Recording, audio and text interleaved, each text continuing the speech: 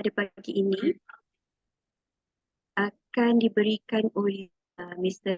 Khalil Noh. Sebelum itu, saya nak mengucapkan terima kasih kepada pihak MTDC kerana memberi peluang kepada pihak UKM untuk mengadakan bicara CEO bersama dengan pihak MTDC, dan pihak MTDC juga telah memberikan penceramah yang hebat pada kita semua pada pagi ini. So, pertama sekali saya ucapkan terima kasih kepada Puan Azian yang turut serta pada pagi ini. Puan Azian adalah Assistant Vice President Teknologi Center Service, kalau tak silap saya, daripada MTDC. So, seterusnya saya juga mengucapkan terima kasih kepada Mr. Khalil Noh, Chief Executive Officer Mesologika Serendam Berhad, kerana sudi bersama dengan kita pada pagi ini. So, okey, untuk pagi ini kita akan mulakan sesi perkongsian, dan saya harapkan sesi perkongsian ini dapat memberi manfaat kepada kita semua. Untuk pengetahuan semua, sesi perkongsian ini kita akan menggunakan dua bahasa, iaitu menggunakan bahasa Melayu dan juga bahasa Inggeris bagi memudahkan pemahaman kepada sesi perkongsian kita pada pagi ini. So, tanpa melengahkan masa, saya baca sedikit biodata dari Mr. Khalil Noh. Mr. Khalil Noh has over 19 years of professional experience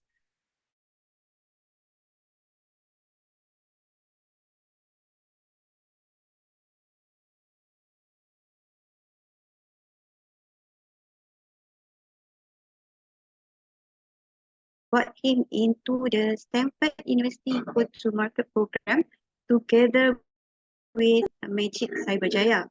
So today, he is the co-founder and CEO of Mesologika, a deep tech startup that trains narrow AIs to understand bahasa Melayu. So currently, Mesologika also provided bahasa Melayu business chatbot called Nows, powered by Malaysian LLM, as an alternative to ChatGPT. So this company also providing conventional AI capabilities for SMEs and enterprises with task-oriented chatbots, voice assistant and digital avatars, and also getting ready for the metaverse. So without further ado, I would like to have Mr. Khalil to start our sharing today. Silakan Mr. Khalil. Okay, Bismillahirrahmanirrahim. Assalamualaikum. Selamat pagi to everyone. Khalil here. Let me share our screen. Okay, right. Okay, hopefully everybody can see my screen. So tajuk, like mentioned by Suryani, our host, this lecture will be in bilingual slides, 100% English, but when I share, I will try to explain in bahasa Melayu as well. So topik hari ini, manfaat teknologi AI kepada usahawan masa kini. So this is topik yang diberikan kepada saya, dan saya akan highlight lah what are the capabilities of this new generation of AI that is accessible. Semua orang boleh pakai, okay? Accessible to everybody, and especially to yourself, students, and aspiring entrepreneurs, I would say, that will go into the market to solve problems. Okay. So my sharing session has been going on since the early months of the year, January 2023, sorry. And typically the topic is around generative AI, what is generative AI, LGBT, and our own product called Nows.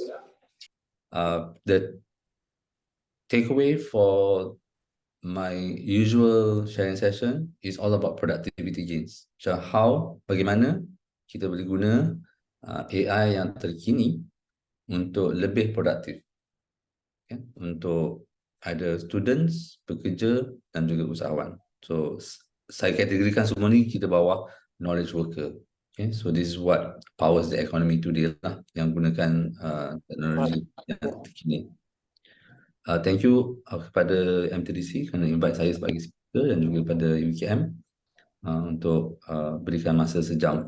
InsyaAllah sejam tambah soalan would be sejam setengah. Okay. So back in late December, this is macam one of the early prompts ataupun chatting saya dengan ChatGPT. Okay. So I found this term, seek purpose makna, and I want to understand, nak tahu apa makna ni. Kan? So instead of Google, saya just tanya soalan tu dengan ChatGPT and dapatkan jawapan seperti berikut. Saya rasa majoriti anda semua buat macam ni juga. Kan? So daripada pengalaman berinteraksi dengan AI baru daripada OpenAI ni, dengan cara chatting macam buat WhatsApp je. So saya classifykan sebagai this is a direct way untuk interact dengan AI. Okay.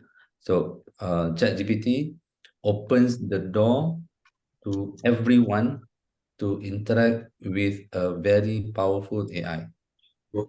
Sebelum ni AI hanya boleh digunakan oleh AI engineers yang ada machine learning ataupun deep learning punya training. So it is a very specialized skill set yang tak ramai orang boleh buat.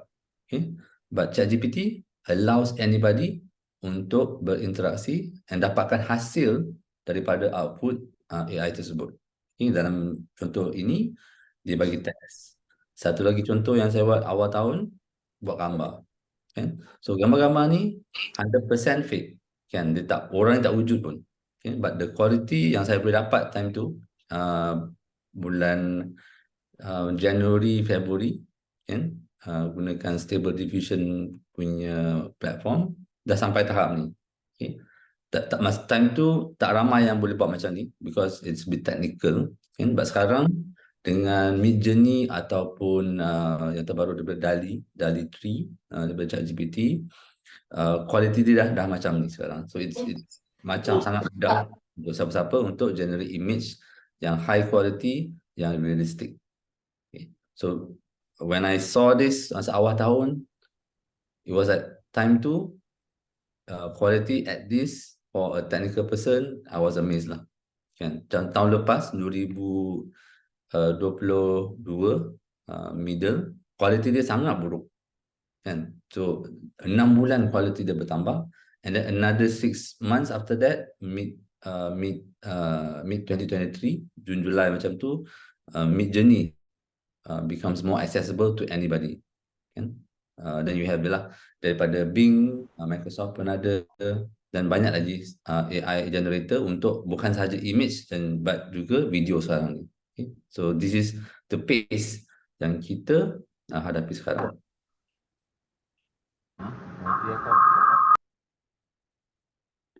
Okay, so sebelum tu macam mana saya terlibatlah dengan AI? Macam saya introduce, saya adalah CEO Masa dan kami memang train AI untuk understand bahasa Melayu.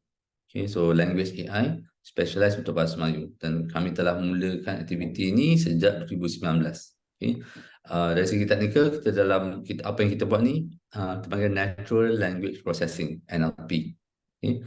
But one of the products, yang main product adalah chatbot, either untuk personal use ataupun business, dan kita build our own lah, daripada end to end, guna our own AI. But because ChatGPT is powerful, kita decide untuk pakai teknologi daripada OpenAI called GPT-4. So kita buat dalam masa March tahun ni. Okay. So because it's an API, kalau siapa yang tak familiar, API ni is kita gunakan sistem orang luar, in this case API daripada OpenAI, dan kita integrate into our product. Okay. So dalam masa 2 minggu, kan, kita dah boleh gunakan API daripada OpenAI dan integrate dengan Nous, our own product, dan kita panggil Nous GPT lah time tu. Dan kita dapat exposure daripada Amans untuk promote chatbot yang dibangunkan oleh syarikat tempatan. So masa ketika 18 bulan idea pasal Nous ni, last year 22, dan kita pivot kepada GPT tahun ni, March, dibangunkan oleh saya dan juga partner saya, co-founder saya, Husin, dan kita dibantu oleh NVIDIA, Microsoft, WTF Accelerator, Cradle dan juga MTDC masa awal-awal penglibatan kami dalam Mesotika. Apa yang kita nak buat dengan dengan Nows, kita nak buat chatbot text dulu dan kita akan buat voice assistant, kita tambah suara kan, boleh bercakap dengan chatbot ni, dan kita akan letak digital avatar, maksudnya kita akan letak 3D characters macam ialah karakter dalam game kan? And then all this, once everything is in place, kita akan ada satu entity yang bersedia untuk wujud dalam metaverse kan. However you nak imagine metaverse ni, contoh yang senang cara imagine macam Roblox lah, real yang nampak macam Fortnite, macam Meta punya metaverse dan sebagainya. Okay, so there will be a lot of metaverses, but kita di Mesotika nak wujudkan digital entity yang boleh berinteraksi dengan manusia-manusia dalam metaverse tersebut. Tapi hari ini kita bermula dengan text chatbot macam ChatGPT, tapi untuk kegunaan bisnes. Okay, usahawan digital ataupun enterprise, SME yang jual produk dan sebagainya. So apa yang saya sharekan sekarang ni is kemungkinan could be your route to entrepreneurship as well. That means gunakan teknologi generative AI untuk create aplikasi generative AI untuk selesaikan masalah-masalah untuk pelanggan anda di masa hadapan. Okay. So our early support daripada NVIDIA, so kita join program panggil NVIDIA Inception Februari 2023, dapatkan support untuk kalau kita perlu beli hardware ataupun perlu beli superkomputer contohnya untuk letak dalam data center. So kita ada direct line kepada NVIDIA. Okay. So alhamdulillah lepas kita technical interview dengan NVIDIA punya directors and engineers, dua produk kami ada listed dalam nvidia.com, satu untuk Malaya which is the bahasa Melayu AI, dan juga Nows which is the chatbot. Okay, so we've been doing generative AI since I would say officially March 2023, so tak sampai 7 bulan. Okay. And also alhamdulillah our first major deployment untuk Nows adalah di Jabatan Statistik atau Pendosa untuk banci agriculture tahun depan. Kita juga ada buat kerjasama dengan MPC untuk onboardkan SMEs, contoh sebenarnya di Masa, Kini, dan juga kita ada event chatbot dengan MTDC baru-baru ni. Okay, so apa yang saya share sekarang ni is apa yang saya lalui sendiri this past 10 years. Okay, but now I nak bring back to us, audience semua. Is it a threat dengan apa yang saya nampak ni? Adakah ini ancaman lah pada you all sebagai student yang akan masuk dalam pekerjaan ataupun yang akan buat business, dan soalan kedua ni, apa yang and what can you use it for? Okay, saya bagi 3 key points lah. Okay, efficiency, creativity dan relevancy. Efficiency ni dari segi productivity, macam how best you use the AI tools untuk selesaikan task anda, kerja anda kan. Kalau buat posting social media macam saya, sebelum ni kalau nak buat post yang panjang sikit 2-3 jam nak type, nak rework, nak cari gambar, nak bagi copywriter cantik baru boleh post kan. Almost like half a day ataupun 3 jam nak dapatkan perfect post kan? But with AI, they just letak point, ask, okay, I want to do a social media post, give me 3 paragraph, boom, settle, baca sikit, bagi cantik ayat dia, tak ada fakta-fakta yang kelentung, semua tepat, and you post. So dari segi creativity,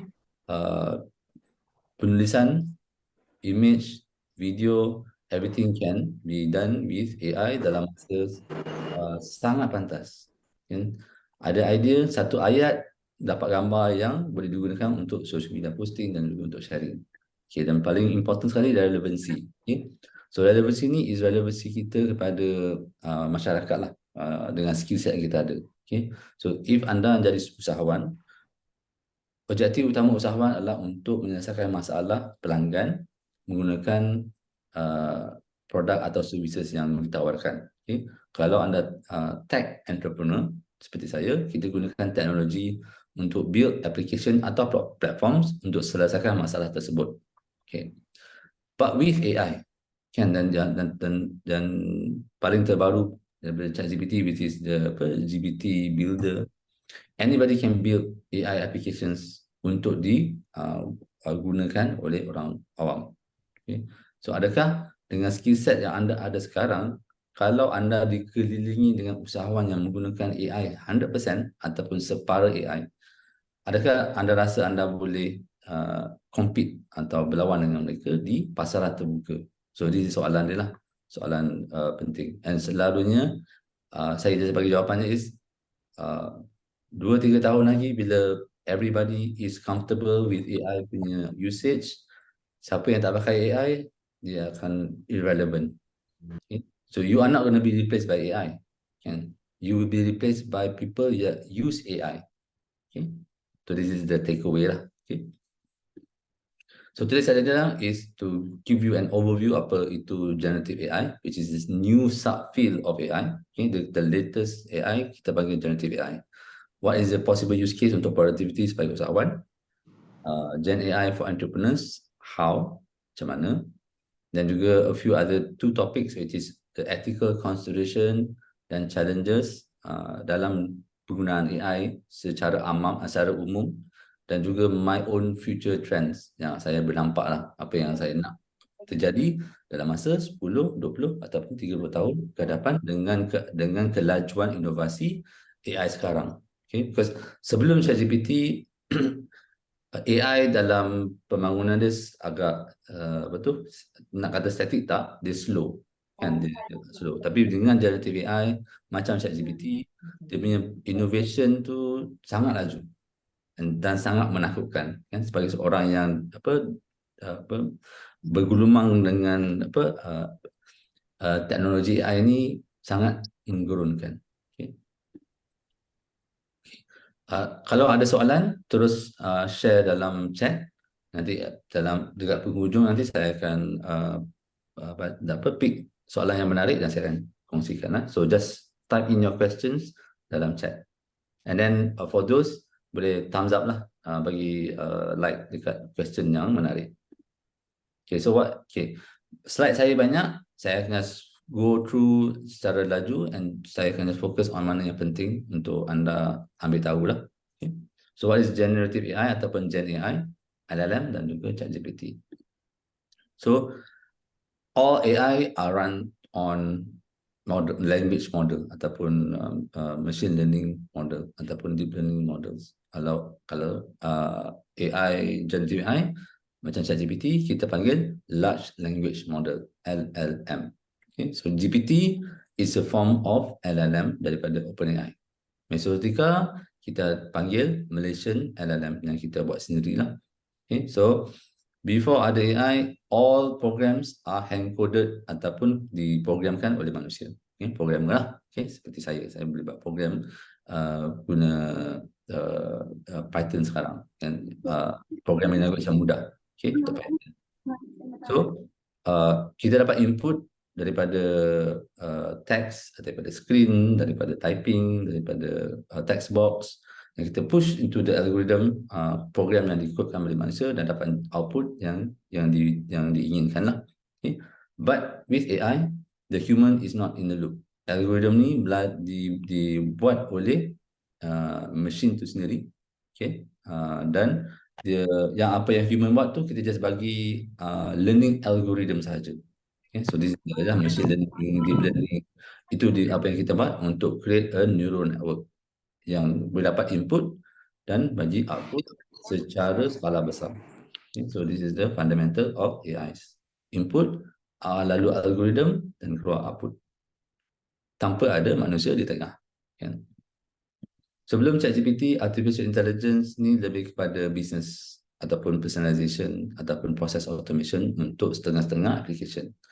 Yang paling dekat dengan kita semua tentunya adalah Facebook dan juga Netflix. Facebook newsfeed, Netflix recommendation. That means setiap kali anda tengok apa dalam Netflix dan dia kata recommendation tu kan. So recommendation tu is powered by AI. Okay, bergantung input dia adalah apa yang anda lihat, output dia is the recommendation list of cerita-cerita yang mungkin anda suka. So this is one contoh yang paling relevan untuk semua orang lah yang tengok Netflix kan. right? But now with generative AI, anybody can use this. Macam saya cakap awal tadi, a new way untuk interact. And generative AI, dia dia apa yang dia buat, dia boleh create content baru, either text, image, video, dan lain-lain. Okay. So daripada perbezaan sebelum generative AI dan selepas generative AI, apa yang saya bercakap, AI sekarang ni the promise of 10x productivity. Sebelum ni AI orang wawarkan that kalau you pakai AI, you punya business akan boom. Okay. Unfortunately, sebab tak ramai orang yang boleh develop AI, so penggunaan AI tu limited to companies yang mampu bayar AI engineers yang sangat mahal lah. Okay. But now with ChatGPT dan juga yang terbaru sekali GPT builders, anybody can build their own AI applications dan secara mudah kongsikan dengan dunia luar. Okay.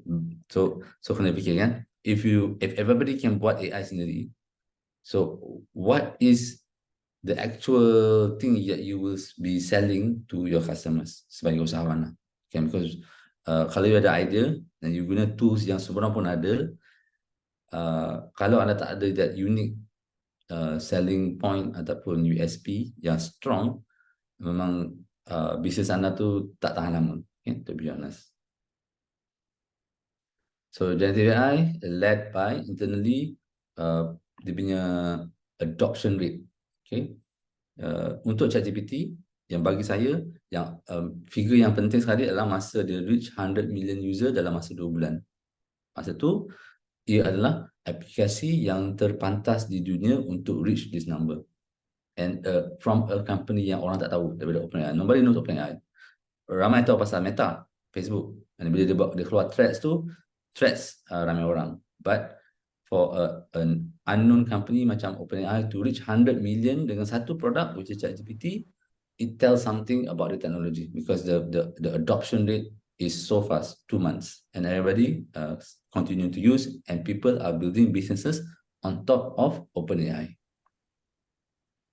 So awal tahun World Economic Forum dia keluarkan statement ni, Gen AI a game changer that society and industry need to be ready for. So fast forward 10 months to today, a lot of things will happen and continue to happen. Okay, untuk ChatGPT is all about the LLM.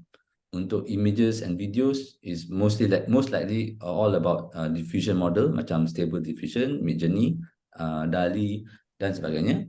Then we have LLMs ataupun Gen AI untuk buat programming. That means you bagi command, you create your own program. Okay, so this one is happening dalam GitHub Copilot. Then you have your climate change, biology, chemistry, all the hard sciences. The scientists are using Gen AI models untuk fast track dia punya scientific discovery. So in the coming years, you won't be surprised. You won't be surprised that you will see a lot of AI breakthroughs, scientific breakthroughs, due to the fact that diorang pakai AI untuk percepatkan dia punya scientific discoveries. Okay, untuk businesses, what is the biggest opportunity? So dari segi daripada Gartner punya research, dia tanya semua all the big companies, with what you know about generative AI, apa you nak belanja untuk implement AI? Okay, so the takeaway here is to improve customer experience with automation. Okay, and apa yang maksudnya apa is, it's all about using AI untuk interact dengan customers. So dengan kata lain lagi is chatbots, business chatbots, untuk ada jawab soalan, untuk terima tempahan, untuk submit support ticket, untuk resolve problems, collect complaint dan sebagainya. Can this automate? So either is in a text chat form, is it either in a website, in social media, dalam WhatsApp, all this will be connected to an AI some form or another. Okay, so you can see at the percentage, 38%. So this is like the immediate use case now. All the businesses are looking to implement generative AI untuk solve their problems at the customer support side. Okay. So daripada ChatGPT, apa itu ChatGPT? GPT stands for Generative Pre-trained Transformer. Okay, but today with all things that's going, I just bagi you all these words. to remember. Saya highlight generative AI. This is the subfield of the new AI. Okay. Artificial intelligence tu kira ni lah, still masih di atas. Then you have the machine learning, you have the deep learning, then you have generative AI, one of the subset yang cover this new type of AI. So technically, saya panggil our AI ni large language model. Okay. And you can also see neural networks, writing assistants macam ChatGPT, agents yang akan macam the next generation of Google Assistant, Alexa, Siri. So all these akan ada new capabilities. And of course macam dekat Malaysia tu kan kita ada chatbot. So kita bawa this entire thing, kita shift our mindset daripada autopilot, instead of kita bagi task and AI tu buat semua, okay, kita bagi autopilot, kan, benda tu belum sampai lagi, akan sampai, belum lagi, but kita fikir sebagai co-pilot, mana you gunakan generative AI sebagai you punya companion, the co-pilot word lah. So let me see, okay, ada video. Before that, saya stop sharing tu, saya just double confirm that the audio akan ada. Okay, ada. So this is a video by Microsoft announcing all the generative AI features dalam the Microsoft 365. Take a quick one ya. Okay.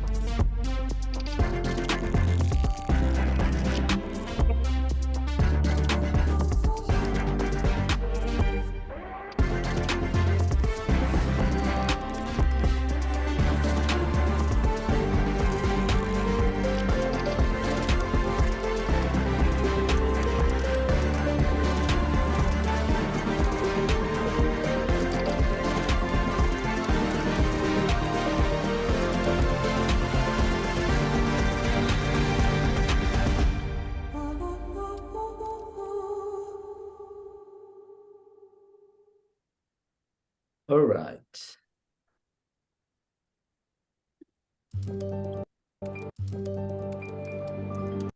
Okay, so another statistic saya nak kongsikan. By 2024, 40% of enterprise applications will have embedded conversational AI. Okay, less than 5% since 2022. So it is also from Gartner. So apa maksud dia? Maksudnya sekarang ni kita familiar dengan this new generative AI dalam bentuk chat form lah, yang ChatGPT. Okay, but tahun depan ada all the applications yang dikeluarkan untuk enterprise, untuk bisnes besar ataupun kecil, elemen-elemen dalam application tersebut akan ada ciri-ciri conversational ataupun chat, mana you bertanya soalan dan dia akan beri jawapan dalam application, bukan dalam recording in progress. So macam apa yang nampak video Microsoft tadi, dia perkenalkan ciri-ciri Gen AI conversational dalam existing application macam Microsoft Office. Okay, kalau Google pun sama, ya, dalam documents, dalam sheet, dalam slides. So dia akan keluar gambar, you just tanya soalan, dia akan help you to get it done for you. Okay. Kalau siapa yang selalu pakai Canva, I think Canva ada a lot of AI features that you just cakap je apa you nak, dia akan generate. Okay? So all companies, Adobe, Google, Microsoft, Amazon, everybody akan embed kan dalam existing applications. Okay? So supaya usahawan juga fikirkan, you don't have to build a chatbot. kan, untuk usahawan, untuk pakai ni. You build your platform dulu, you build your applications dulu, then you find feature mana yang kalau you buat a chat interface, kan, it benefits the customer. So you fikir dari segi customer punya point of view lah, kan, instead of a platform or a web app yang kena scroll, yang kena klik, kenapa, why not just everything that the user needs is one taskbar macam ChatGPT. You just ask questions, then your applications akan modify lah accordingly. Okay. So applications for 10x productivity. Okay, pick one for this one. Customer chatbot, macam saya cakap tadi. Intelligent documents. Okay, this is like literally macam kalau you ada documents yang ada beratus pages, and you boleh guna generative AI untuk consume the knowledge, summarize, buat analysis, and all the things that you want to do for this large text. Okay? So contoh yang saya bagi is what we did for now, masa awal-awal dulu. As a showcase, kita download 1,500 PDF files daripada website Parlimen, perbahasan Parlimen tu kan, the debate dalam Parlimen panggil Hansat. So total pages 150,000 pages. Okay, so kita train dengan Nous. And then once dia dah tahu pasal dokumen Parlimen ni, kita bertanya soalan, dia boleh bagi jawapan. Kan? Bukan sahaja dia bagi jawapan, dia bagi nama file, page untuk bagi sebagai source lah, untuk make sure that dia tak apa yang dia bagi jawapan tu adalah tepat yang kita boleh verify. So sampai tahap macam tu sekali. Okay. Then the other one is for internal communications untuk company besar ataupun untuk community. Okay. So you connectkan your AI ataupun applications, contohnya dalam Google, okay, Google Workplace, email semua tu, they are already enabling AI features untuk help you summarize. Even macam Zoom, kan, di Zoom there is a AI feature where they tolong transcribekan this entire conversations. Habis meeting, dia ada option untuk hantar email ke semua orang, ataupun untuk summarize, ataupun untuk attach to a event dalam calendar. Okay. So this is already being implemented with all the famous applications yang kita pakai hari ini. Okay. Untuk company yang besar, how AI, kalau dia tak nak buat chatbot untuk orang awam, dia boleh buat chatbot untuk pekerja dia, kan? So kita imagine kan, dalam big organization ada banyak department, all departments ada banyak documents, and dia simpan sendiri ataupun dia simpan dalam dia own Google Drive ke apa ke. But how do you get your information out to other departments? Macam mana staff lain nak tahu apa yang you buat dalam department you tanpa you kena jawab soalan tu secara manual, kan? So you boleh ada your own internal chatbot untuk department. You boleh share kepada kawan-kawan dalam office. Okay, kalau nak tahu apa kita buat hari minggu ni, tanya chatbot aku, dia akan tolong jawabkan. You just maintain lah dokumen you dalam you punya existing system. So this is what companies are also thinking, macam nak develop. Okay, so similarly untuk your company nanti kalau dah besar sebagai usahawan, think about to use AI untuk penggunaan staff you, ataupun you punya partners, ataupun you punya collaborators. Okay, not just as a chatbot untuk layan customer, bukan. Okay, anybody, any stakeholders yang terlibat dengan you punya kegiatan keusahawanan. Okay, so next question is macam mana nak buat? Okay, macam nak pakai. Okay, so this is for anybody. Okay, so the term yang saya suka pakai is prompt engineering. Dengan kata lain, sebenarnya prompt engineering is just dalam apa kata mudah is you just tanya soalan dengan jelas, kan? So macam ChatGPT, you borak je macam biasa, tapi lagi jelas soalan you, lagi spesifik soalan you, jawapan dia lagi mantap. Okay. Tapi kena ingat jawapan yang diberi itu bukan 100% accurate. Tu selalu kita kena ingat, kan? So sebab jawapan diberi sangat-sangat convincing, kan? Memang kerja dia untuk convince you in whatever that it says, to convince the human to agree, to be agreeable, kan? So kalau soalan tu tentang berkenaan dengan fakta-fakta umum, okay, yang memang selalu jumpa dekat dalam internet, most of the time jawapan tu betul lah. Kalau general knowledge, it should be fine. It should start the thinking process lah. Okay. Tapi kalau fakta yang diperlukan tu is factual, ataupun ada rujukan dekat nama, tempat, scientific discovery ke dan sebagainya, ataupun kes mahkamah ke, berita terkini. So high probability jawapan dia salah. Okay, kalau ChatGPT, kalau you pakai yang percuma punya ChatGPT, memang almost 80% I would say memang jawapan fakta dia akan salah. Walaupun bila baca tu macam betul, tapi dia salah. Kena double check lah. Kena double check. Okay. So kalau soalan you panjang sangat pun tak akan bagi jawapan yang memuaskan. So you just have to pecahkan soalan kepada step by step. You tanya soalan pertama, and you follow up, sampai you berhati. So macam berborak, kita borak, first dapat jawapan dan kita tanya lagi secara mendalam, tak puas hati lagi, kita clarify dan ulang-ulang lah, macam tu. Okay. So siapa yang technical, ada technical background dan juga ada programming skill dalam Python, saya galakkan untuk ambil this course daripada deeplearning.ai. Cari ChatGPT Prompt Engineering for Developers, so dia akan bagi you step by step on how to use this AI secara programmatically. Okay. And there's another one course at the end nanti saya share untuk semua orang. Okay, so how to use? Okay, this one I akan skip, but I will tell you what it is lah. So tadi kan I cakap kan, prompt, give it time to think. Prompt tadi kan, dia punya recommendation tadi. So this prompt is to learn anything faster. Okay, so you boleh prompt one by one. Maknanya this one can be your prompt, first prompt. This one can be your prompt. This one can be your prompt. Separate prompts. And you will get something, but lagi menarik kan, this you letak prompt pertama, okay, dia dah bagi jawapan semua, then you follow up dengan prompt kedua, dia dah bagi jawapan untuk prompt kedua ni, dan last you bagi this prompt, dan you jujukkan prompt ni, okay, one after another. Then by the time the last output tu, the answer will be something realistic that you can follow through lah, follow on. Okay. So is there such a thing as a perfect prompt? Prompt yang memang kalau you ada satu prompt ni, memang you akan dapat semua jawapan yang you nak. So memang tak ada lah. Okay. But I can say is there is good sample prompt yang orang selalu share. Okay, dalam LinkedIn, dalam TikTok, dalam Facebook. So you can use that and then you can modify on your own. Okay, but because prompt ni hanyalah bahasa Inggeris ataupun bahasa percakapan, natural language kan.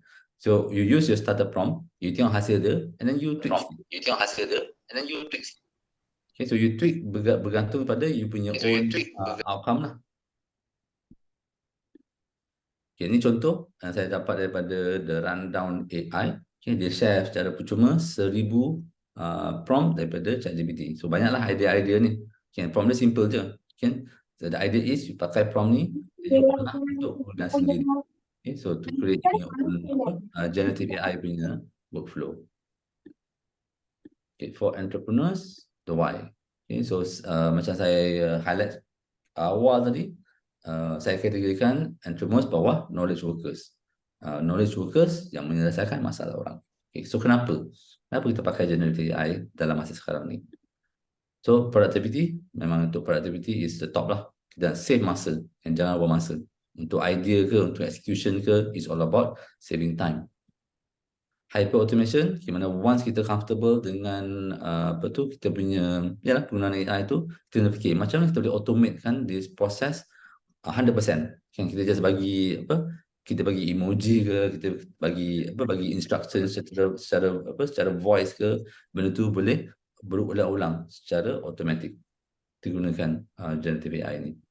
Okay, enhance human trait kepada because kita dah unload task-task yang selalu berulang ni kepada AI, okay, dan kita ada masa untuk berfikir tentang perkara yang kritikal untuk dapatkan lebih creativity dari segi menyelesaikan masalah. Okay, so in the sense higher level thinking dan juga creative endeavors. Okay, sebab bila you selalu buat kerja berulang-ulang, memang masa untuk fikir energy untuk berfikir masalah yang lebih kompleks tu tak ada. Kerja dah penat kan.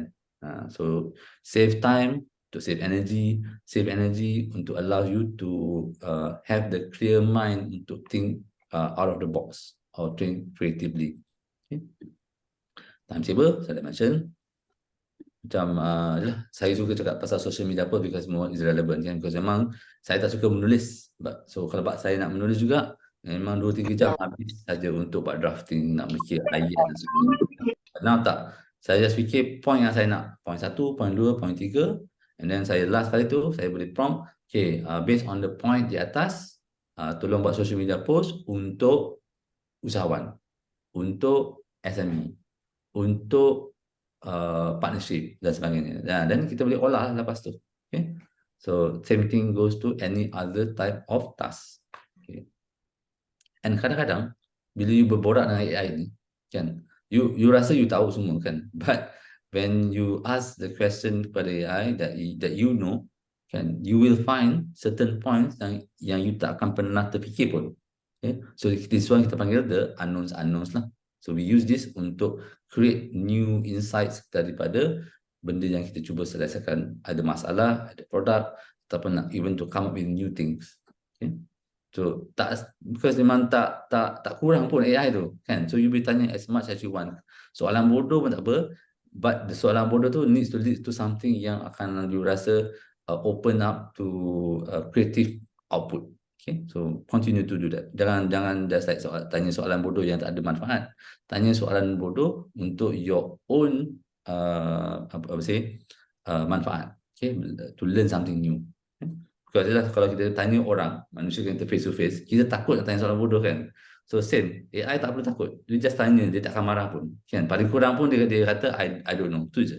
Kan? So lastly with GPT as GPT. So GPT tadi, Generative Pre-Transformer, that is the normal GPT. As GPT, in the sense, General Purpose Technology.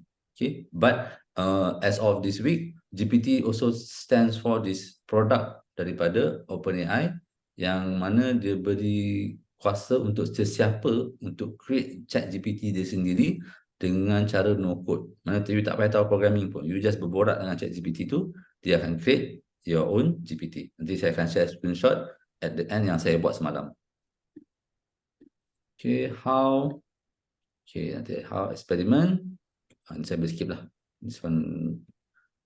Okay, last one yang important lah. So, this one is important. Kalau usahawan, kena ingat, last is all about, okay, bila ChatGPT untuk personal, is fine. And there's no risk. Risk is only to you. Baik, kalau you build generative AI application untuk penggunaan customer you, ataupun untuk orang penggunaan awam, kita kena fikir pasal governance, compliance dan juga risk. Yang paling important, risk lah. So, all this is under what we call the AI safety punya topik, which I will share towards the end nanti. Okay, so why Gen AI? Like I said, save time and effort.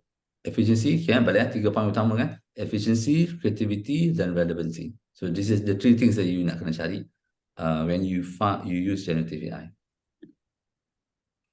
Okay, coding. Okay, this one is good. So masa this one bila buat probably April ataupun June lah.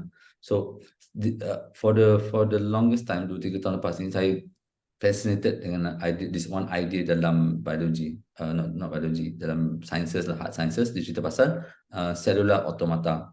So cellular automata ni is just a field where by using simple rules, you boleh study complex organism. Okay, so bila nampak, sekejap, mana tadi? Okay, let's play this again. So yang benda-benda bergerak ni, setiap dot tu kita represent as a cell lah, as like a living organism. Ini kita gunakan programming just to simulate dia punya interaction dengan environment dia. Kan? And then from there we can study lah. So this one kita nak study population movement, insect movement, anything using simulations. So I wanted to do this something for the longest time, but saya malah nak code panjang-panjang kan. So saya ask ChatGPT, give me the Python codes untuk create this animation, this rule. And then from there, how do I get this video out? Saya say, okay, please convert this image ni into a MP4 and so that I can download. So all this is memang 100% ChatGPT. Okay. So once I'm able to that, okay, we can also do coding for anything. And now things are getting better and better and better, right? Cumanya, penting pasal coding ni, you kena ada foundation lah, you kena ada basic. Kalau tak, you tak tahu apa yang salah kan. If you run ada error, macam you fikir apa yang masalah ni kan. So you need to have some foundation knowledge pasal programming, especially Python. Okay. Benda yang semua boleh buat, nak tulis buku kan. So saya guna ChatGPT. This one is I think sama juga dalam June July time frame, buat buku fiction, science fiction book. Okay. So saya gunakan, this is like multiple prompts lah, sebab dia punya nak buat buku ni kan beratus-ratus pages kan. So kita buat step by step. Okay. So dapatlah buat 10 cerita pendek lah untuk buat buku. Okay. Let's see, what does this mean? Thanks for the betul. So potential impact is impacting everything. Okay, so in our case dekat Mesoratica, kita focus on building sales and marketing, help with copywriting, help with business intelligence. And two things yang I like to do in the near future is to build avatars, digital avatars untuk metaverse. And yang benda-benda yang saya tak underline ni, ya, siapa-siapa boleh buat lah. If you're interested in that area, you boleh guna generative AI untuk go into the market and solve a specific problem for that market. Okay. Macam mana? Bisa saya settle lah, boleh gunakan this course sebagai starting point. And from there you continue to build lah, you make experience. Kalau you tak ada kan, kalau contohnya you nak jadi the business guy lah, the idea guy, okay, you can think about the product, then you cari partner, a co-founder untuk jadi CTO untuk bantu you build the actual product. So this is exactly macam what's happening dalam Mesoratica lah. Saya yang tukang fikir pasal idea product, nak cakap dengan customer, then my CTO helps me to build the actual product, both the applications dan juga managing the AI at the back end. Okay, now the heavy topic on ethics and safety. Okay, apa masalah yang kita nampak hari ini? Okay, so propaganda now is very easy to be disseminated, misinformation, disinformation by using images and videos. So contoh sebagai ni is this image tentang Donald Trump yang nak ditangkap di States. Padahal tak berlaku pun. But because image ni nampak real, and bila you transfer into internet and people share dalam WhatsApp, people nampak real. Okay? So the information is already spread. By the time orang cakap gambar ni fake, propaganda is already out. Okay? So this can now be done by anybody with the right tools lah. Okay? With the right tools and with the right motive. So it's bad lah. Okay? So this is what the issue, one of the big issues yang people are thinking in the next year punya all these elections that's coming up. Another one yang affecting the workforce. Okay, yalah, kalau you usahawan not so much, but if you're going into the work market kan, a lot of people, especially big companies, dia dah kurangkan pengambilan pekerja satu, dan juga dia dah start tu buang pekerja yang kurang produktif. Okay, dengan alasan that kita akan guna AI untuk increase productivity, untuk reduce cost, so tak payahlah banyak pekerja. So this is the mindset of the organization untuk save cost, because business are getting the world punya economy is not to say tak booming, but financial issues constrains the growth of the companies that they have to save money. Cara mana how to save money is to cut costs. Kan, paling senang to cut costs. Kan, but still they all not continue to build the business. Kan, so AI is the best excuse for company to say, I will let go 20% of the workforce, but I will just hire AI engineers ataupun generative AI workers. And so having a generative AI skill sangat penting untuk your resume. Paling cikai pun, okay, saya pandai pakai ChatGPT. Kan? That could be the thing that you put in your resume. Dah tak ada dah, tak payah letak, okay, saya pandai pakai Excel. Tak payah. Saya pakai ChatGPT, here's my portfolio, here's my things that I do. That could be a very valuable skill set, not only sebagai usahawan, but as a potential employee for future employment. Okay. So saya skip that one. Okay, 3 benda je under AI, ethics and safety, data privacy, bias and fairness. So bias and fairness is all about misclassification or mislabeling of the AI. untuk certain ethnic group. Okay. Case yang best dekat state, not best lah. Case yang selalu dinaikkan is AI di-train gunakan dataset daripada internet. Okay. So dalam internet tu banyaklah data yang skew kepada West ataupun Caucasian, yang orang putih kan. So bila kita gunakan AI tu untuk recommendkan, contohnya kan, dia baca resume orang. Okay. Resume orang tu ada gambar. And dia gambar dia recognize only Mak Saleh contohnya kan, orang putih saja. And so dia inherently dia kata okay, kalau Mak Saleh pointer dia tinggi, sebab gambar untuk orang hitam tak banyak, so dia punya pointer dia rendah. Okay, and then it's always tied to negative sentiment. Okay, so these are the things that are coming up from all this AI yang ditrain oleh data-data di internet. Okay, so this is the bias, inherent bias. Okay, so bias ni cerita dia panjang, kan? But it is a thing that is important. And last one is about legal and compliance lah. It means whatever the AI keluar ni, boleh ke kalau apa-apa terjadi orang saman? So this is one of the things yang kena fikir lah. Okay, and then one big thing is, adakah this new AI yang banyak-banyak orang buat ni perlukan regulation? Contoh paling mudah, kalau saya nak buat AI untuk nak deploy kepada masyarakat Malaysia, perlu tak saya dapat license? Kan? Perlu tak saya kena apply untuk lesen daripada kerajaan untuk allow, because benda ni sangat powerful. So this is what's happening at the world stage lah. Dekat EU, dekat Japan dah okay. EU coming out regulation baru, states dah announce daripada White House ada executive order pasal AI, what to do. And then hot debate dalam both industry dan juga researchers. Okay. So for me, I took the AI safety ni seriously bila this person, Professor Hinton ni, dia quit daripada Google. So he is one of the 3 godfathers of AI yang dia dapat Turing Award, which is the Nobel Prize of Computer Science.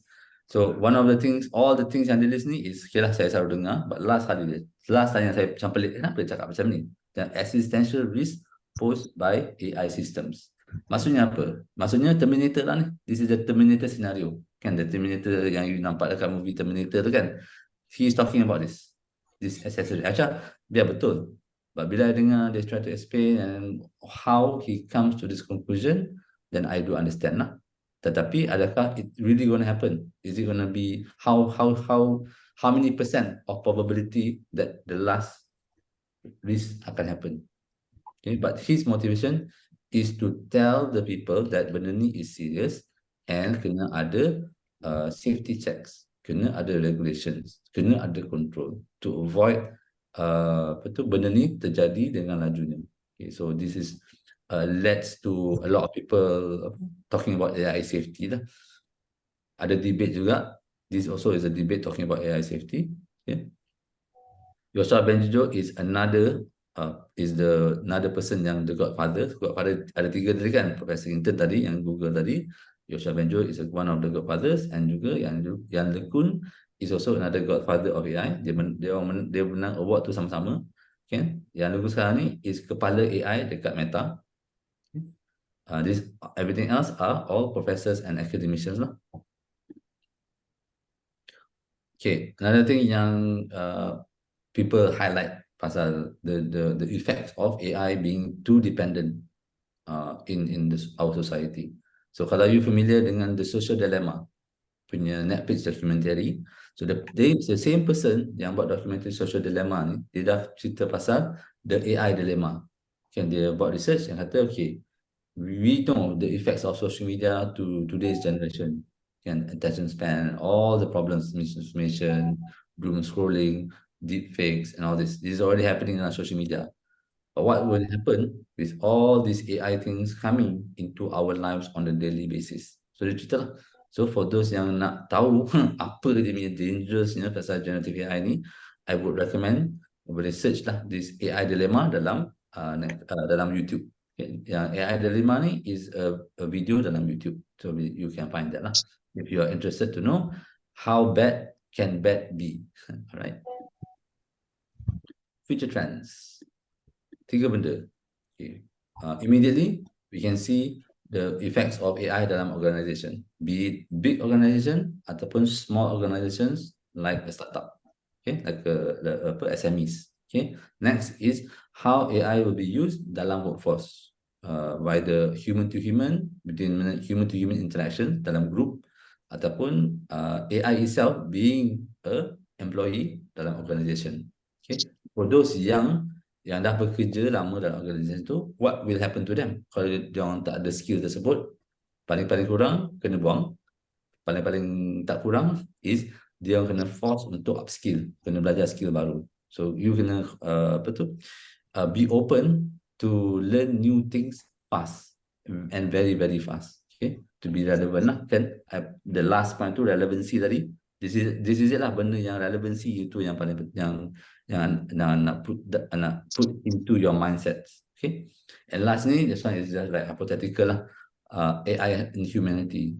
This one I like to think positively lah. Kalau kita think negative, macam-macam boleh jadi. But positively is what? Okay, imagine a world where machines is embedded into our physical being. Okay, today if we don't have our phones, kita rasa janggal kan. So that is one form of how we are merging dengan teknologi. Kan, our phone ni like an extension of ourselves. Kan, kalau tak bawa phone mana kan, macam rasa macam tak berguna kan. You don't have access to your information. You cannot do you cannot take pictures for memories dan sebagainya. So dari segi AI plus humanity is how can we use technology untuk improve our lives? We see at a positive kan. How we interact with future entities.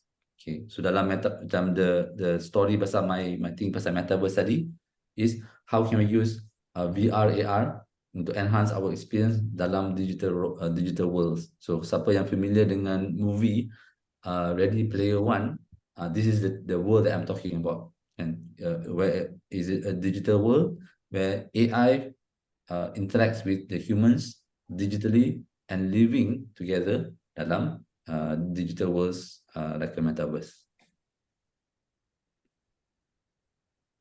Okay, long shot kan, AI powered cities. That means with AIs being interactive, that you can converse sebagai chatbot ataupun converse naturally dengan suara.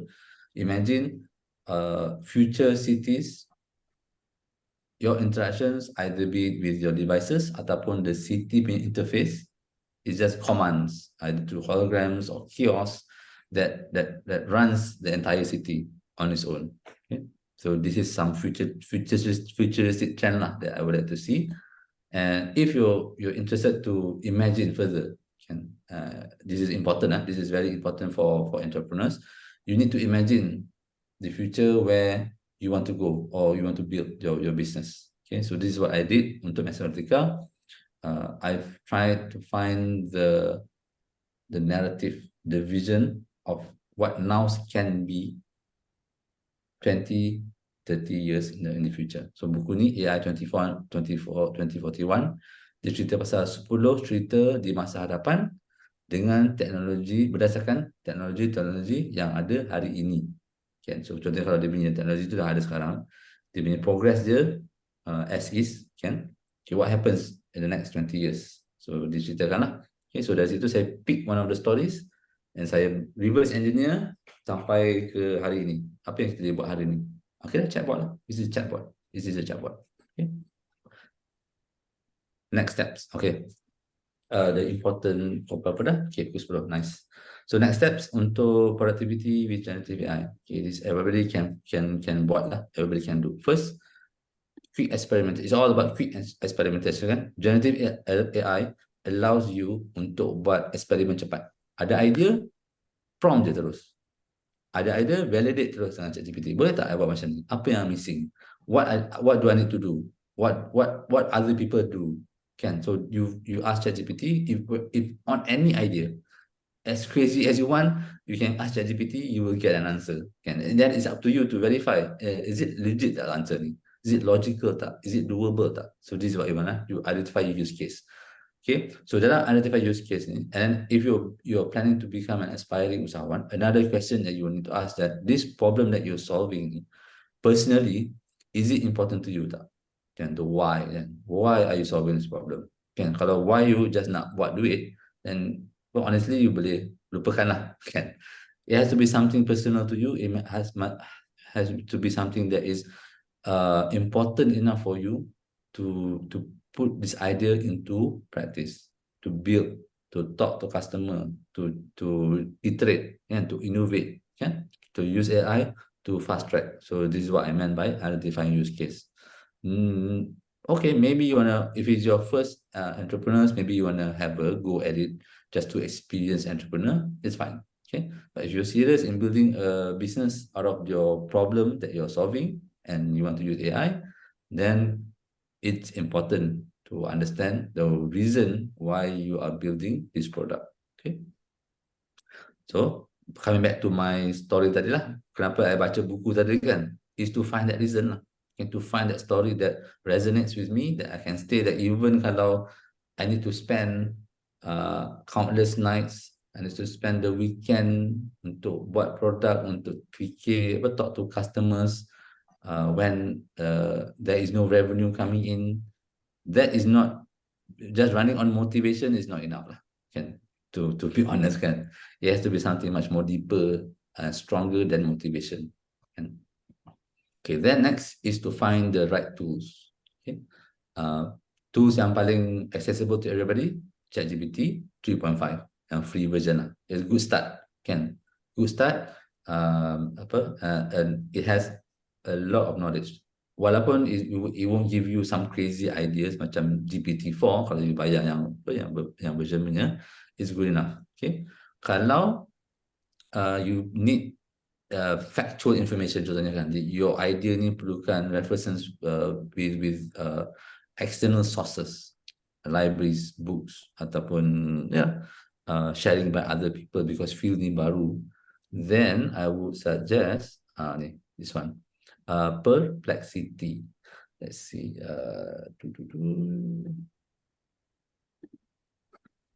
Perplexity.ai. So this one, if you ask, let me see what did I ask baru-baru ni. Okay, saya tanya, why is Mistral LLM more popular than Llama LLM? So Mistral and Llama ni is two open source LLM yang Mesoletica train. Can we have this? We train the open source untuk jadikan bahasa Melayu. So I nak tahu, because I'm not technically inclined. Yang technicalnya my CTO, but I still need to know apa beza Mistral dengan Llama ni. So dia bagi jawapan dia. And this is jawapan yang I nak. The point yang I nak cari tu is this one. Okay, it is also equivalent model 3 times the size, indicating memory efficiency. So the important point dalam all this paragraph for me was memory efficiency and improve. Itu je penting for me. Yang lain semua tu okay lah, boleh lah kan. But compare Perplexity AI dengan ChatGPT, Perplexity bagi you references. Maksudnya kalau I nak tahu jawapan dia datang dari mana, I tekanlah nombor 2 ni kan. Tu dia bagilah. Oh, okay, sebenarnya dia datang daripada website, this website yang orang tulis ni. Yang saya bercari lah dia punya fakta di mana. Okay, this one. This is where it picked up this answer. Daripada artikel ni, daripada Mamat ni. Kan? So saya boleh check lah. Mamat ni datang dari mana? Okay. Okay lah, digit lah jawapan dia kan. Boleh pakai lah. Kan? So macam tu saya guna Perplexity. You cannot do this dengan ChatGPT yang free. Kan? Okay. So once you identify the tools, okay, untuk tools yang image and video, kalau image, you can start with Midjourney. Then also another one, yang free punya, yang I suka yang free would be, let's see,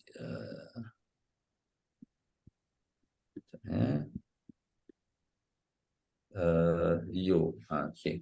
So yang free yang dia selalu refresh every day. So boleh pakai Leonardo.ai. So this is another one. Let me just pop it into the chat. Leonardo yang ni tadi Mistral pula, Capacity. This is also free yet powerful. Both Leonardo and Capacity ni are free and it's powerful.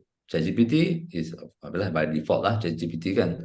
But these are the two tools yang saya selalu suka pakai, right? Yang tak berbayar pun, so that's good. Alright. So next, okay, here's the next thing. Next yang you kena buat is for any knowledge workers ataupun usahawan is to develop generative AI workflows. Maksudnya apa? Maksudnya is your cara kerja, aliran kerja, step by step. Where do you use your tools untuk improve the workflow? So selama ni you buat manual kan? Let's go back to my example yang dah pasti tadi kan, social media post. Okay, so original workflow was I ada idea nak tulis, I nak post dekat social media, my Facebook. I start typing away. After 2 hours, dah ada 2-3 perenggan.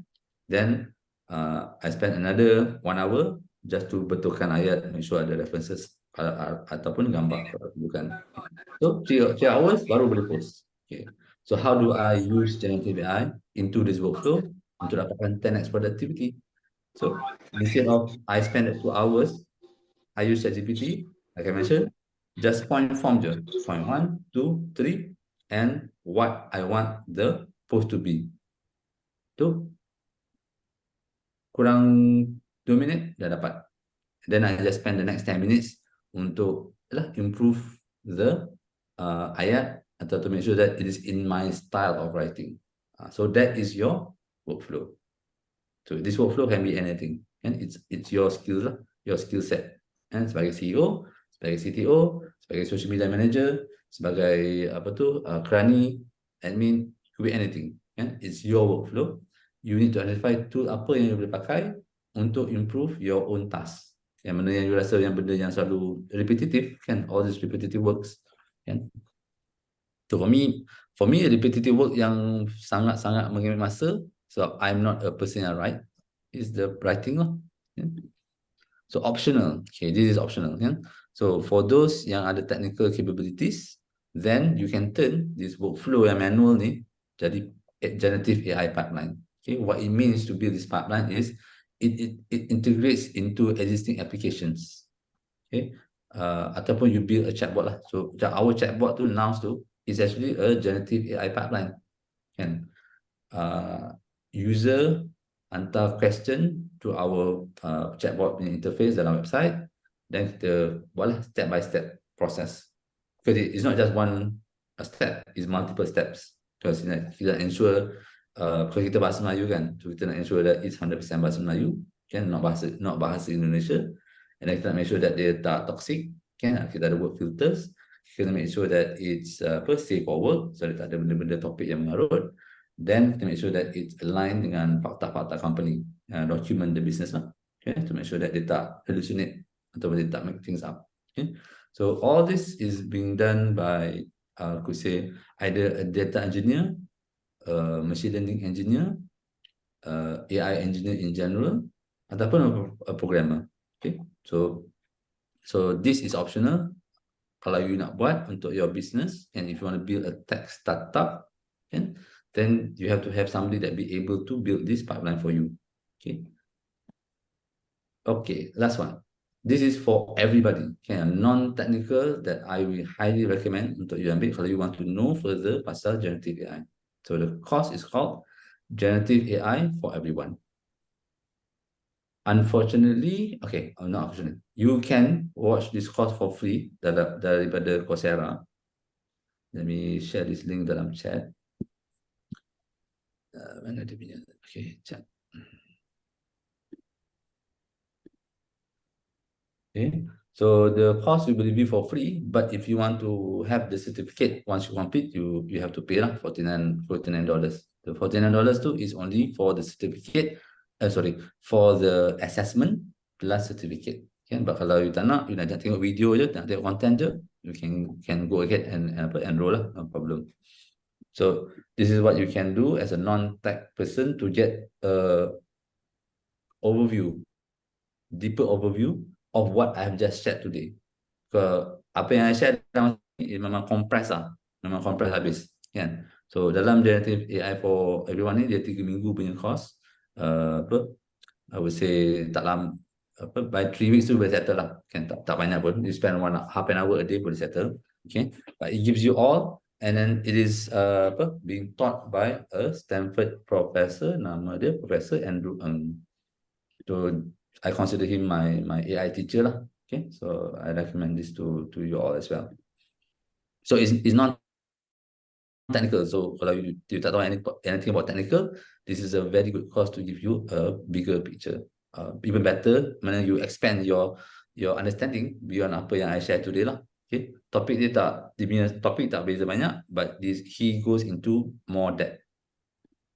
Okay, then this one saya dah share tadi, ChatGPT for prompt. This is for those yang technically inclined. Okay, kalau dah ada programming background tu, this is good one lah. Let me share this into the chat juga. Mana tadi? Chat ya. Chat. Okay. So this one is free. All the short courses daripada deep learning AI ni at the moment semua free. So there's a lot of technical courses lah dalam ni. Siapa yang berminat. Okay. Okay, this is the latest one. This is like minggu ni kot. OpenAI had a demo, not demo day. OpenAI Dev Day. Mana dia punya first developer conference to introduce a whole bunch of new features untuk ChatGPT, GPT-4 punya model, GPT-4 Turbo, longer context, all these features. And then yang paling powerful for non-developers is GPT, introducing GPT. That means, okay, you can now create custom version of ChatGPT that combine instructions. Okay, this is the prompt tadi, prompt engineering, extra knowledge, mana you boleh upload document, and any combination of skills. That means dia ada access to tools dari luar ChatGPT untuk macam contohnya browsing, nak call API, nak execute Zapier, nak execute yalah, kalau Zapier tu macam-macam lah dapat. If you connect to the API tu, you can execute third party punya system. So it becomes so powerful. Okay, and this one baru launch lah. So this is how it looks like, kan. So sebelah kiri is how you interact with this GPT builder, kan. You can say, okay, make a creative who help generate visuals for new products. Okay, so dia akan build lah, and how you interact sebelah kanan, you just follow je dia punya prompts, dia akan keluarkan lah. Okay, so this is only for ChatGPT Plus subscriber. That means you kena bayar dulu $20 sebulan tu, kan, untuk dapat GPT-4 punya access, kan. And then you will get this GPT builder lah untuk create your own GPT. So before we go to Q&A, okay, 10:20 almost done. So this is the new GPT yang I cakap tadi tu. Okay, GPT builder would be, let's say this one. Okay, create a chat GPT. So this one I create. This is example of what I created. Okay, community builder assistant inspired by the book. Mana dia punya knowledge dia daripada buku ni lah, the network state punya book. Dia akan bagi advice based on the content of the book untuk build a digital community. Tu je bot ni, buat mouse polish ni. Tu je dia punya instruction dia. Okay, nama saya bagi, instruction dia tanya, dia ni, image ni dia orang generate sendiri guna DALL-E ni, kan. Let me turn your image ni into, mana sekarang ni DALL-E dalam ChatGPT, you boleh pakai DALL-E untuk create image dalam the same application, dan tak payah pakai image ni, tak payah pakai Leonardo, kan, kalau you ada ChatGPT Plus ni lah. Okay, so it's getting better. Alright, I think we are already at the end. So before we go to Q&A, just to leave you with two notes. So now it's all about accelerated inspirations. And when you use ChatGPT, use generative AI untuk generate a lot of ideas and to find the best idea. Okay, and soon a lot of applications akan embed AI into their features as a feature. AI as a feature into all these famous applications. So it will augment individuals. It will augment you as an individual. That means from being a person that just use applications, you are using AI as your co-pilot. Okay, so let's go to the questions kalau ada. Oh, banyak ni. Okay. Kalau siapa nak tanya soalan live, you boleh unmute, kan?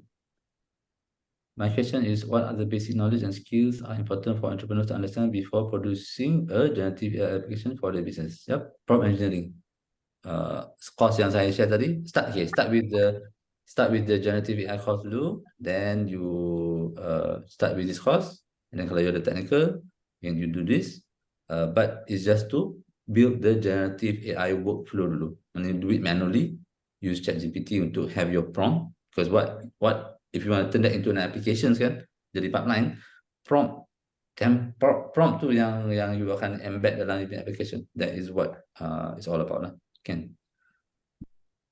So this course is the first thing I recommend. You get the bigger picture dulu before you go into the skill set. The skill set for now, as simple as prompt engineering dulu. Okay, be familiar with that. Okay. Next question. Okay, Fatimah Diana dah jawab Okay, Nur Syahidah Syairan. What are the potential consequences of saya as a future entrepreneur yang rely on Gen AI heavily for decision making? What steps can we take untuk safeguard our innovation? Okay, tough question. Let's see, good question and tough. Okay, so before minggu ni, before minggu ni, if you use generative AI, it's all about the workflow dulu, that prompt tadi, and then the capabilities for you to build the pipeline and to maintain the pipeline. Okay, as you start, the cost is okay. The cost of that pipeline too is fine. But then if your pipeline too is used in the millions ataupun in the multi-millions kan, that you have to call the API a lot of times every day, the cost of generative AI tu can be a big cost for the business. Okay, so contohnya kan, every call to OpenAI ada cost kan. So awal-awal okay, you tak perasan kan, but what if that feature is a main feature for you in your applications that even your free user kena pakai, and even the freemium pun kena pakai kan. So are you able to cover that cost with the price that you are selling? So kena take into account lah. So it's all about managing the cost of generative AI. Okay, so that's why at Methodika kita train our own LLM. Yes, masa awal-awal kita belajar daripada OpenAI. Kita guna OpenAI punya API just to understand teknologi baru ni. Okay, but once we know that we can do a lot with this, and we know the cost, the actual cost for us to run this AI ni, then kita find the alternative to control the cost. So us training the open source model untuk jadikan bahasa Melayu is very important for the long run. Okay? Yes, kita gunakan model tu untuk kita, but kita open source juga, then so that other businesses can benefit from our work. So kita share dalam huggingface.co punya website. Okay? So let me see the other question. What steps can we take untuk safeguard our innovation? Okay, this one is a bit tough on safeguarding the innovation, because it's so easy. Kalau just by using your application kan, people will more or less understand lah where the secret sauce is. Kan, dia dah tahu tu, they just plot what they experience tu from your solution tu dalam ChatGPT. Okay, how do I do this? ChatGPT akan bagi jawapan lah kan. And then it might not be 100% macam you, but it can mimic how you implementing. So whatever whatever formula that is proprietary to you, you keep it safe, but is to use the generative AI untuk interface with your customers lah. So that's how I can give you. Another way is you really control both your audience, your potential customer satu, you have that audience with you, macam like an influencer ataupun KOL kan, you have the audience, and the other one would be distribution. It means access to a bigger market too, you have distribution access. Kan? So for companies macam startup yang kecil-kecil yang very tech ni, our challenge is distribution, mana market access. So that's why once we have this thing, and then we have to find partners yang besar yang boleh bantu kita. So that's the reason why I build relationship dengan Nvidia, dengan Microsoft to help me get market access. Why I involved dengan MTDC ecosystem is to get market access, and to give awareness lah to our local product. So this is one of the ways. Innovations, I would say you will have to continue to innovate. It's not just one tech innovation one time. Unless you do something that is really deep in research, macam hard sciences tadi kan. But then you use generative AI to just to bring it to market. Then more or less you have the pattern lah, you have the IP, you can pattern, so that's good lah. Okay, so Gen AI too just to help with the business processes to automate those things. Okay. Hujung perkongsian di kelas kekuatan kerajaan. Okay. Soalan Nur Syazwan. AI memang tak akan buat kerja, tapi adakah AI ini akan membantu kemampuan manusia untuk berfikiran lebih kritis? Kalau hampir semuanya kita bergantung pada AI. Okay, betul. We don't mean okay. This is nak kena mindset shift kan. I cakap awal tadi, it's a co-pilot. It means it's your assistant. It's there 24/7. So kebergantungan tu, I would say yes, can for the minimal stuff. But you think about the AI, this AI yang you interact ni as a sparring partner. You have that mindset. It means you bring your A game so that the AI too will help to bring your A game. And to you back and forth lah. Okay, so don't just like ask question, dapat jawapan, and tinggal. No. Continue, follow up sampai you dapat to the actual value that you want to think. Don't just ask simple macam tadi macam social media post kan, that's so simple lah, that's so menial that I don't mind. I just want to get it done. Then, but untuk as a human, untuk tadi kan we have the time untuk think about higher things. Yes, use AI to think deep. Only once you have a idea that is popping up, just pop it into the chat GPT to tengok what it says. And from there you back and forth. It's all about the back and forth to come up with new insights, to build new intuition. So two words, build new insights, strengthen your own intuition. 2 words, you understand yourself. Intuition, insights. These 2 words you try to understand. Then you will use generative AI to build these two, to improve on these 2 aspects. Okay, may I know, is there copyright issues when the AI developer use internet source while developing? As long as it's open source, it's good. For us kan, macam Llama and Mistral tadi, kan. So I take the Llama example. Llama daripada Meta. So Llama ni is an open source version of ChatGPT yang dikeluarkan oleh Meta Facebook. Okay. Llama 1, the first version, it was for research. That means even if kita train AI tu, kita tak boleh pakai. Because it's not licensed for business. It's not commercially licensable. Okay. Llama 2, like that means you can train and then you can make money out of that model. So this is what we did lah. On top of us open source balik dekat the community, we use the same model tu untuk generate a new product ataupun new businesses. So that's fun.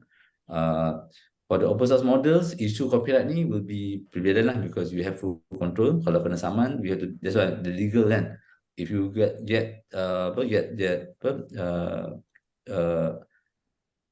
kena saman, yeah. If you kena saman by the copyright holder, then this is your responsibility. Okay.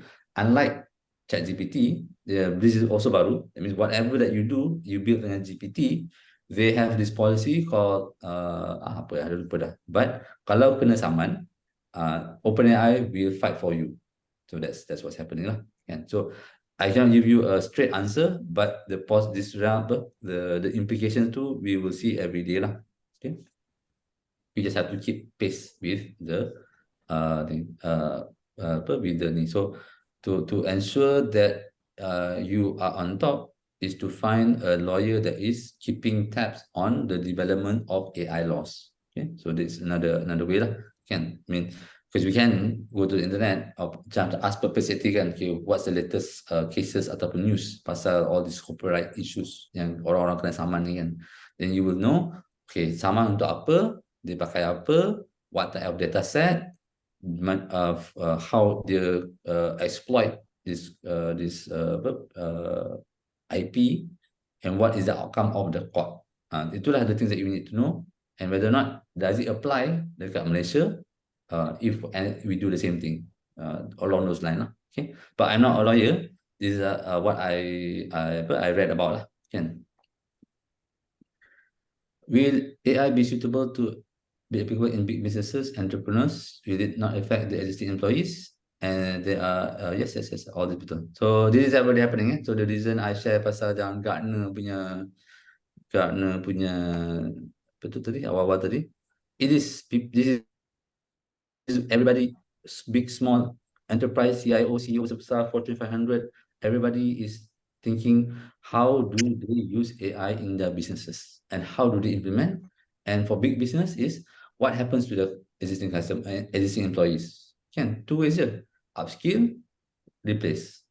And this, to be point blank lah, memang there's no other way. Can, but the more apa tu, the more humane way is to upskill.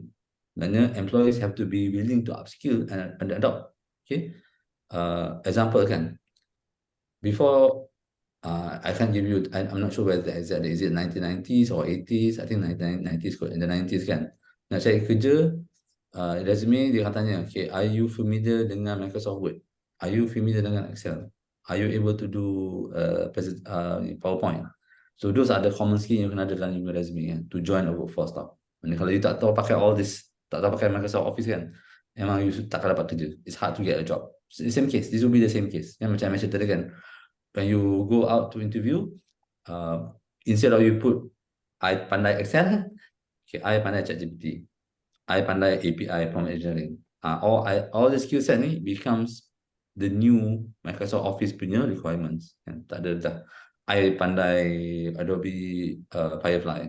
I pandai Canva AI. So this could be all the skill set that employers are looking for, so that when you join in, memang kerja you untuk generate guna AI tu as the co-pilot of the company. Yes.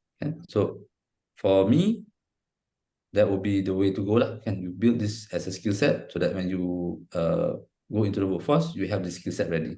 And how we can harmonize the relationship between the workers and AI in the workplace? How to harmonize it? Harmonize to a bit hard because AI will always do better than you can. Creative thinking. I think creative thinking. The true creative thinking AI tak ada.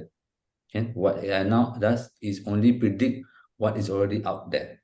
And then if it's not trained, if that data tak pernah exist, ataupun this idea has not been published somewhere on the internet, kan? Kalau idea tu, contohnya kan, ChatGPT say something that you tak tahu, okay, that means somebody has spoken it on the internet. That means what you talked about is not unique. Can somebody in the world already spoke about it? Can. Ataupun AI itself make those connections based on the conversation you have. Can.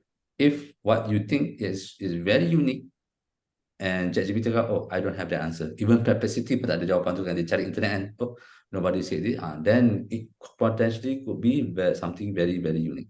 Okay, that's how I can put it up. Say that. Sebagai pengguna ChatGPT di dalam alam universiti, bukankah teknologi ini memberi kesan kepada pembentukan kemenjadian manusia yang berkualiti kerana bergantung kepada AI bagi setiap masa kerja dan dialami? Okay, for now, yes. I mean, I would agree to that sentiment, betul. Quality sebab kita terlalu bergantung. Okay, just like how we today as a society bergantung kepada handphone, smartphone. Kan? So kita take that as a lesson lah. Kan? What other fundamentals that you kena terap dekat dalam universiti that you nak jadi kemenjadian manusia kan, the values of humans that you want to raise, you want to be. AI to be used to augment the human condition lah. Kan? This is the mindset kena fikir, and also why that AI safety tadi is an important topic. Kan? So that it doesn't make the worst in humans much worse. Kan? Dah lah, human to human relation ni ada masalah. Kan? But if those are fed into the AI yang kita build, that masalah tu akan perpetuate. Just like all this war that's happening right now kan. So it's easy using AI to do escalate things to like 10 times worse of it or whatever that is already worse right now. And so that's one. Can hopefully that answer your question. And just your concerns is valid, but let's see on the impact side, the positive impact that kita we want to achieve with AI, but also look into the AI safety portion and to ensure what are the foundation or values yang kita kena ada moving forward as a community, society, negara, and higher lah, as a human race. So kalau kata human race, this is the debate of AI safety. Are you pro human? Are you pro robot? Pro AI? This is the debate. Because the techno optimist wants all this technology to be innovated as fast as possible. Yang pro human, they want to make sure that everything is safe. Masalah dengan for me, problem is yang safe ni is all the non-tech people lah, which is understandable. They are worried about how things can go out of hand, but the orang yang buat ni, the builders ni, kata yes, we can control, we can put safety, we can all this. So it's a debate. There's no winners yet. Everybody is fighting for positions. Can AI understand the concept of moral ethics?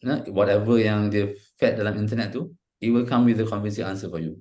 Whether or not they understand, it's debatable, because even we also don't understand what intelligence is, the science of it lah, but if you ask the question and it gives the answer that it convinces you, it will more or less give you a satisfactory answer for this moral ethics many questions lah, this concept. You give a problem, you can try this out.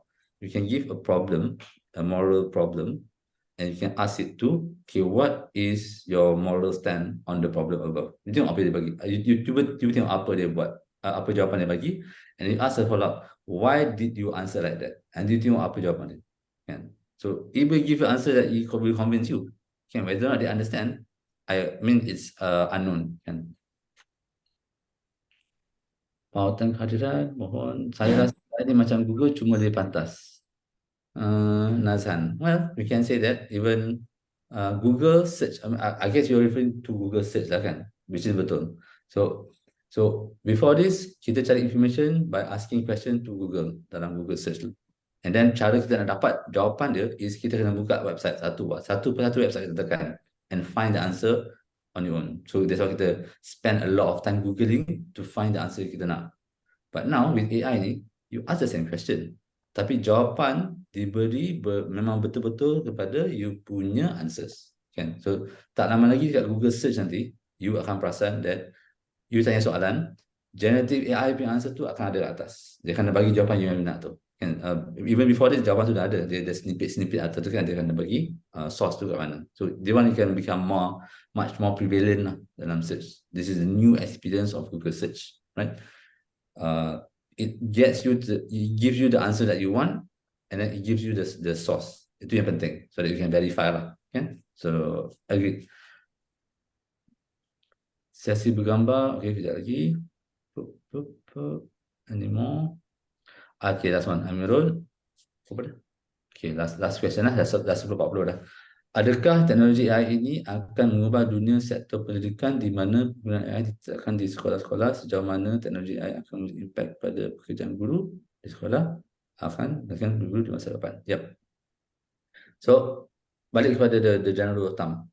AI is a co-pilot for everybody, even untuk cikgu. So, co-pilot untuk cikgu jadi research assistant, teaching assistant. Okay. Tutor. Okay, so imagine kan, guru is the primary contact untuk ajar. Okay, untuk discipline. Tutor is to give you that one-on-one attention to each student. Okay, just imagine with generative AI, companies or universities build a tutor that is specific to the subject. Subject. Itulah macam kita pakai GPT tadi kan. The new GPT tu, you upload all the syllabus dalam GPT tu, and then you are a tutor to help my student to understand the concept of what's the subject lah. So you give the student, you give the lecture, give the teacher give the lecture. Then whatever assignment to, make sure that assignment now has to be hard, that even if you use the AI to, it's a worthy assignment. Because kalau assignment tu just to write 200 pages, 200 words of the subject kan, AI can do it for you. Then there's no point. There's no point to buat karangan ataupun buat essay. If memang AI will just do it for you. How you do assignments or assessments has to change lah. I mean, unfortunately, how do you assess the knowledge that the understanding of students of the subject? That one, I mean, I'm sure there's a way to do this, not just asking them to write the reply in a form of an essay. Let's see. Okay, untuk education ni, tutor AI ni, kita boleh follow closely. There will be a lot of edutech companies yang buat benda ni, but I always like to give you to Khan Academy. So Khan Academy punya chatbot tu memang is to guide the student untuk understand the subject without giving away any answers. Dia macam Socratic. I mean, yes, kalau budak tu chat dengan chatbot, minta, okay, I have this question, I tak faham, what's the answer? Chatbot tu akan bagi jawapan. Memang dia prompt untuk make sure don't give any answers, guide the student untuk understand towards getting to the answer. So this is what Khan Academy is doing lah with the chatbot, which is dia guna GPT-4 punya API lah, kalau masih lah kan. So that's happening there. So similarly, we can do the same. And now, whatever that Khan Academy buat, I can safely say that you can start experimenting with that dengan GPT Builder tadi, kan? With this, it's so easy tadi kan. Okay, rasanya sudah selesai on my end. Okay, Mr. Khalil, sebenarnya ada lagi satu soalan sebab dia direct message dekat saya. Tapi sebelum tu saya nak mohon untuk semua peserta ready nanti lepas jawapan yang diberikan oleh Encik Khalil untuk soalan ni, nak minta semua ready untuk kita ambil foto. So mana-mana yang tak bersedia lagi boleh bersedialah sekejap lagi nanti. Okay, untuk soalan tu ada soalan daripada Hanis Farzana. Dia tanya, if generate pictures or post memang ada guna ChatGPT sahaja or ada specific name of the website? Kenapa kalau buka ChatGPT tu hanya boleh type text only? Mr. Khalil tengah apa? Mute. Apa tadi? Sorry. Image, untuk image Untuk image, pictures.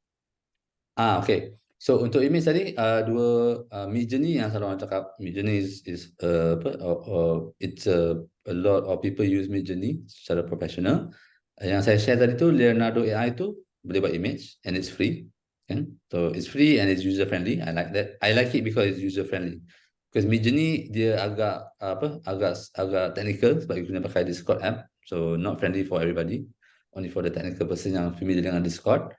But if you are using ChatGPT, then the only way I think you have to have the ChatGPT Plus, $20 sebulan. Then you have the DALL-E tu lah, kan? So macam I punya tadi, let me just share again.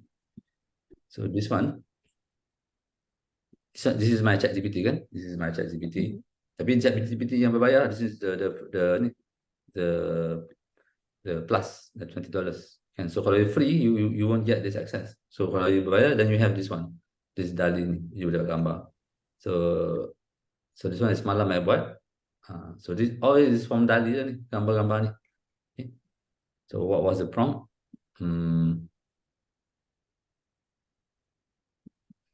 This one good. This is the first prompt tadi. Ni je, satu ayat ni je. Dia keluar gambar ni. Dan saya minta, okay, I nak buat yang white format punya. So dia bagi white format. Bagi biaran lagi untuk Instagram stories. Dia bagi Instagram stories.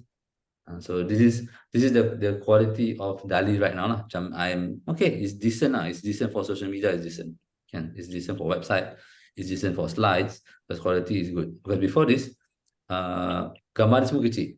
Gambar dia kecil, distorted, tak real. So kalau you tak nak fikir nak mudah kan, rasa DALL-E has become easier compared to 3 months ago lah. Okay? But it's worth the $20 lah, I would say, kalau you selalu pakai. Okay? termasuk mana $20 kan, $20 dapat chat GPT plus, mana GPT-4 kan, you get the latest, you get to do images, and then you get all these new GPTs yang akan keluar ni. Ni tak lama lagi ni benda ni semua orang akan ada tau, GPT ni. Dia akan bagi GPT store lah. So dalam GPT store ni orang akan start jual dia punya GPT untuk untuk orang pakai, dan dapat revenue share. So just like how YouTube now is flooded with content creators yang buat berjuta dollars kan, because they been views in the millions kan, all these influencer and KOL ni. So there is going to be a new ecosystem of creators, but GPT creators. For now, all these GPT sekarang ni, all these specialized GPT ni semua by GPT kan.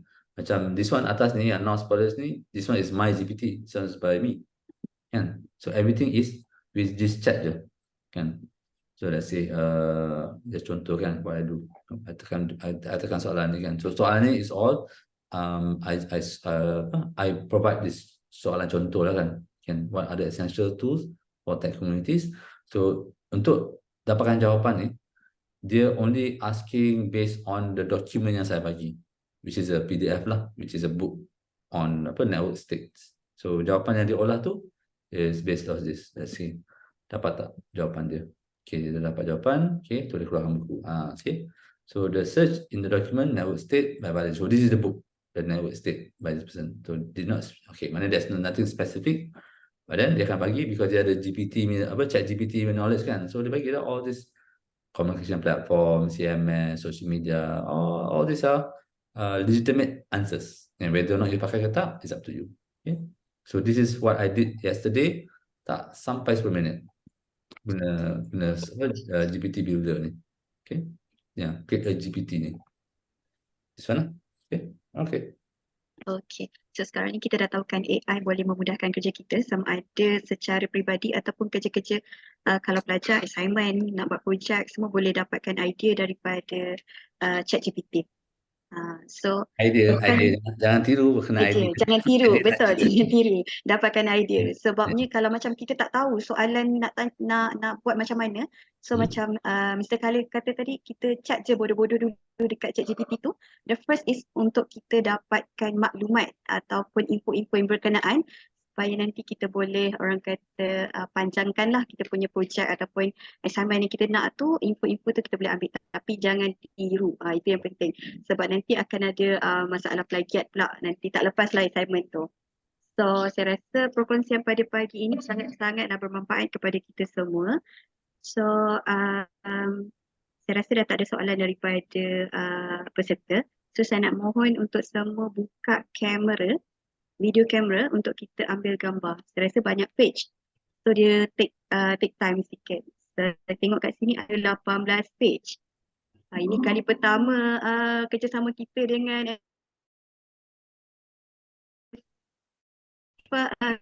yang memang fullest 500. Betul. Encik Syafiq berseri dapat 500 ni. Kali ini pecah rekod 500. Pecah rekod. Okey, kita ada Dr. Azri juga dekat dalam kita punya line hari ini. Okey. Assalamualaikum Dr. Azri. Semua sempat hadir. Okey. Okey. Semua dah ready.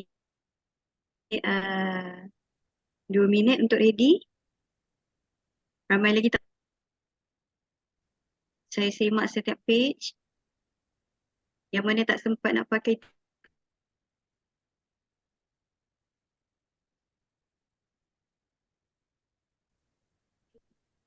yang mana tak sempat nak basuh muka tu boleh je lap-lap.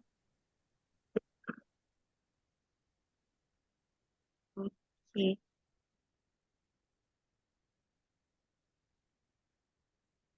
Kejap ni.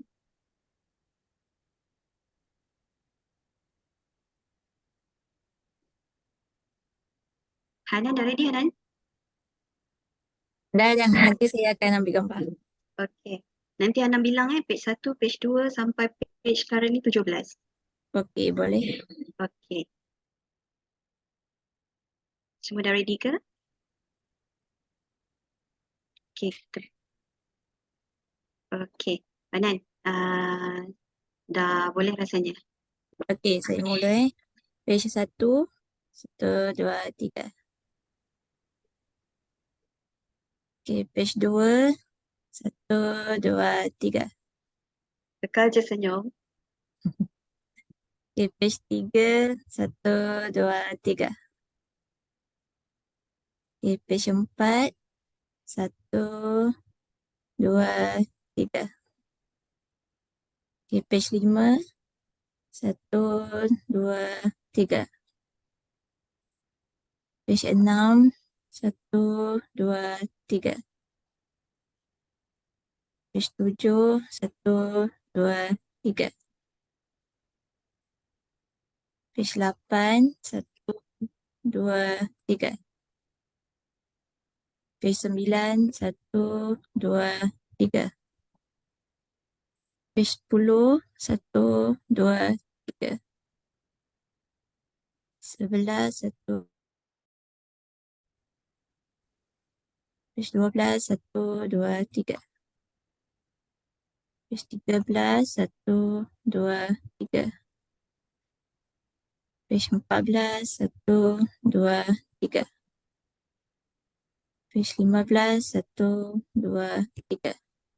Okay, last one. 1, 2, 3. Okay. Okey, terima kasih semua. Jangan lupa untuk isi pautan maklum balas daripada pihak MTDC dan juga pihak UKM. So UKM tu maklum balas sebenarnya kita orang ambil untuk kehadiran pelajar. So jangan lupa nanti tak ada kehadiran anda untuk kelas pada pagi ini. So saya selaku urus setia juga dari UKM mengucapkan terima kasih kepada Mr. Khalil atas kesediaan untuk memberikan perkongsian pada pagi ini. Tak lupa juga terima kasih tak terhingga kepada pihak MTDC kerana sudi berkolaborasi lagi sekali. So tahun ni kita dah kolaborasi 2 kali untuk bicara CEO, bicara industri pada tahun ini. So saya mengucapkan terima kasih juga kepada semua pelajar yang hadir pada pagi ini dan terima kasih kepada semua peserta lain selain daripada pelajar kerana sudi untuk menerima undangan dan juga sudi mendengar kita punya perkongsian pada pagi. So saya rasa setakat ini sahaja perkongsian kita pada pagi ini dan kita berjumpa lagi di masa akan datang. Terima kasih. Terima kasih. Terima kasih. Sama. Terima kasih. Terima kasih. Terima kasih. Terima kasih. Thank you. Terima kasih. Thank you. Terima kasih. Thank you.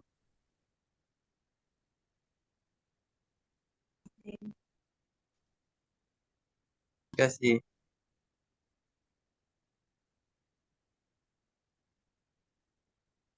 Thank you.